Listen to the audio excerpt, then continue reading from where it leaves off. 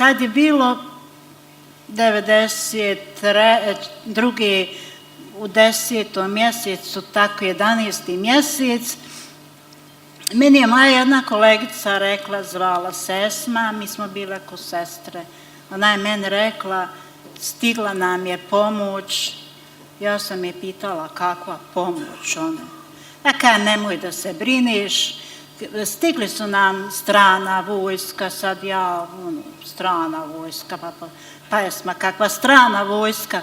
Pa to su ti Buna kaže, veli, mudžahedini, oni su došli da nas obučavaju, eto, nemoj ako nekoga sretniš da se bojiš, jer ja sam bila među, moje selo Kruščica, tu su bili nas malo je bilo tu, nekoliko porodica, možda 50-ak porodica, kuća, mislim, a ono je bilo sve muslimani. Ona kaže, nemoj da se bojiš, veli, to neće biti, to nije ništa, to je samo došlo tako, ta neka ispomoć, da mi istjerajmo Srbe, ovo, pa već ste i rekao istjerali, šta više hoćete, mislim, to je jedin boj protiv čega sada to da bude. To je tako se bilo, mi smo radili, došla je 93. godina i mi smo dole na poslu se pošli odvajati Hrvati i muslimani. Pošto sam ja pekla kave pa sam nosila ovako svakome i tako dođe mi bila jedna kancelarija koja se odvojila, muslimani su se odvojili na svoju stranu, Hrvati vjerovatno na svoju stranu. Ja sam tako dolazila, donosila tako kave, malo posjedim sa njima, pričam. U toj grupi bila i ta moja kolegica. Tad je došao neki kombi, potrpao mene, moj svekrvnog sina i da nas vodi. Ja pitam, gdje ćete nas? Kaže, on u zatvor. Pitam ja, gdje je zatvor? Kaj puno pitaš, pukne me šamarom. Šaba. Ja kažem, jel ne smijem pitat, kaj puno pitaš, ustašinca. I mi smo došli dole pred tu crnu kuću.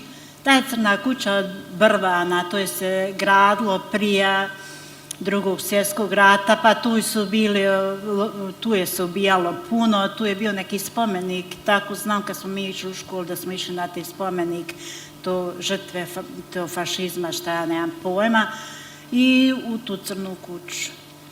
Mi smo došli, mog sina su skinuli sa onoga kombija, pošli da ga tuku, onu nogu čupaju, ja sam vrištala, nemojte ga, ranjen je. I ovako okolo gledala sve.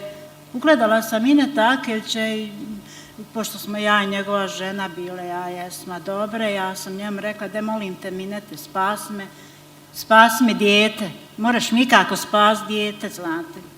Kaže on, pa te daj ustašnice, šta govoriš, ja njemu nako rekao, pa Minete, otkud ustašnica, kako ja ustašnica, čime ja tu sve tako zaslužujem. Kaže on, ti Finka ne znaš da je rat. Sad je rat, nema prijatelja. Pa kako nema prijatelja? Pa za ne mreš, ja bi tvoje dijete spasla. Nema prijatelja, kaže Finka. Ti ne mreš nikako sva da je rat. Ovo možda me to spaslo.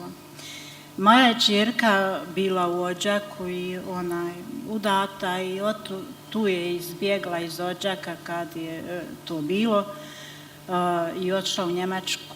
Tamo se upoznala u Njemačku sa jednom ženom koja je bila muslimanka i ona ti je humanitarno, kako se kaže, mehramet.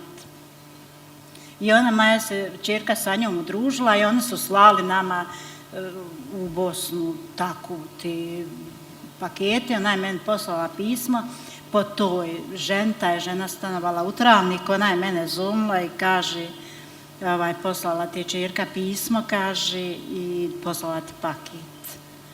Ja sam to otišla i donijela sam ja taj paket, to je bilo prije sukoba, 93. Prije nek što je se zaratilo između muslimana i Hrvata. I to sam ja pismo držala u tašnici i kad su oni, ti mudžahedini, meni tašnicu prekopali, našli su to pismo i našli su moje ćerke sliku i te žene i sliku. Valjda je ta žena bila iz stranika, ta čuvena žena, ona je umrla što je slala za taj mehnamet i on je meni rekao odakle ti ovu, ja kažem to je moja ćerka i to je njena ta kolegica, to u Travniku. I ta mi je žena napisala to pismo i rekla ako išta ti treba, rekla je Ivanka da ti ja pomognem. Tako da su oni tu nešto gledali, to nisu mi uzeli, to su oni meni vratili, to pismo. Možda i to nešto da je moglo pomoći. Ja sam otišla dole, mene su stavili taj transporter, izbacili su me dole u Vitezu i sam izašla ja i moja svekrva. Stali smo na cestu i razgledali gdje da mi sad idemo, šta da, koga da vidimo. Sve razrušeno, granata do granate je padala, sve živo, nemam nikoga živog. Ja sam pošla tamo prema zgradi, srela sam svog muža u parku, sjedi na klubu. Kažem ja njemu, jes to ti Pero izašao iz bolnice? Kaj jesam. Pa kako su te pustili, gdje si sada? Kaj tu sam u parku. Pa što tu, kažem ja, kaj pa nemamo, kaže gdje. Kako niste negdje smjestili, što nisi ostao gore leža dok sve se to ne snađe. Kaže o meni, pa dobro Finka, kaj gdje je naš Miroslav? Ja sam tada zaplakala. Nema ga. Kaže on, nemoj kaj plakat, kaže, poslao mi je kaj preko Crvenog križa, kaže, papir neki. Kaže da je živ. Tu smo sve troje se zagrli, plakali na toj klubu. Došao je Nikica Petrović. On ti je bio zaraznjen. On kaže, Finka, ustani, ja ću ti pomoći da ti izađe tvoj sin. Kako ćeš mi pomoći? Lijepo ustani. On je dodao meni ruku, ja sam ustala. Hoćeš mi sigurno spasiti, sina, izvesti? Hoću, nemoj se brinuti. Pa niko nije živ, izišao. Mislim, dok sam ja bila, to je sve odvedeno nekuda. Ovoga Čerkeza su Vinka tog starog odveli na mine, koji, mislim, tako kad mi je sin bio otišao u bolnicu, kad mi je ranjen, pa kad sam ja, kažem, rekao da mi je Bog da nije ranjen, kaže, men Minet ne bi ti bio živ. Pa kako, rekao, ne bi, pa tako fino, kaže, to se odvede, kaže, veli, na razmenjivanje, pa, mislim, tu se niko ne vraća.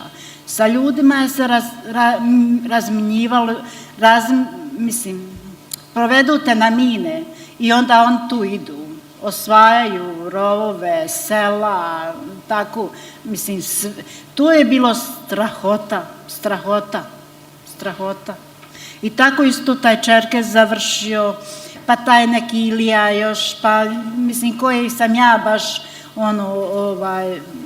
tu, kad sam ja izišla, ostali su još ti nekih ljudi, to je bilo tek pola rata, između Hrvata i muslimana.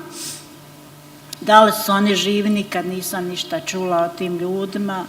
Ovi što znam, što su ovdje, mislim, okolici Viteza, on niko nije preživio.